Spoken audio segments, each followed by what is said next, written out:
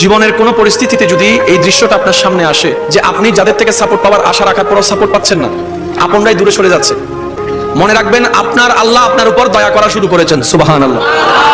ওই বিপদ থেকে আপনি যাদের সাপোর্ট নিয়ে উঠতে চাচ্ছেন, রব চাচ্ছেন আপনাকে কেউ না করুক সাপোর্ট, আপনার আল্লাহই স্বয়ং আপনাকে সাপোর্ট করতে চাচ্ছে বলেই মানুষকে দূরে সরাই দিচ্ছে। সুবহানাল্লাহ।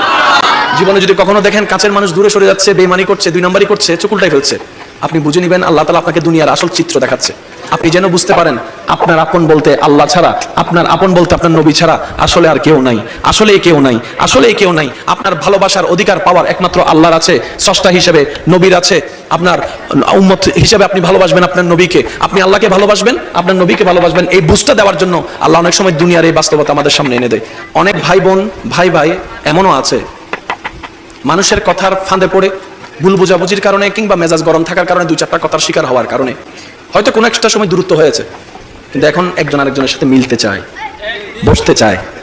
ওনাদের মাথায়ও চলে আসছে বাঁচবো আর কয়দিন, বুড়া তো হয়ে গেছে, কিন্তু ভাইকে এখনো বুকে জড়াতে পারলাম না, অনেক দিন হয়ে গেল। বড় ভাইয়ের মনেও সে তৃষ্ণা থাকে, ছোট ভাইয়ের মনেও সে আকাঙ্ক্ষা থাকে, কিন্তু অনেক দিনের দূরত্বতার কারণে, লজ্জাবোধের কারণে তারা মিলতে পারে না। আমি আমার ভাইদেরকে, যুবক ভাইদেরকে অনুরোধ জানাবো, যদি এরকম কোনো ফ্যামিলি কন্ডিশন হয়, আপনারা যুবকরা মিলে, ভাইরা মিলে, চাচতো ভাই জ্যাঠতো ভাইরা মিলে আপনারা উদ্যোগটা নেন, ভাই ভাইকে যেন জড়াই ধরতে পারে, ভুল বোঝাবুঝি যেন শেষ হয়ে যায়। কথা বলেন ঠিক কিনা?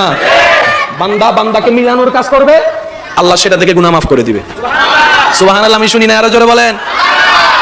মিলে থাকেন, কেউ মিলে থাকতে না চাইলে তার আল্লাহরে সে জবাব দিবে।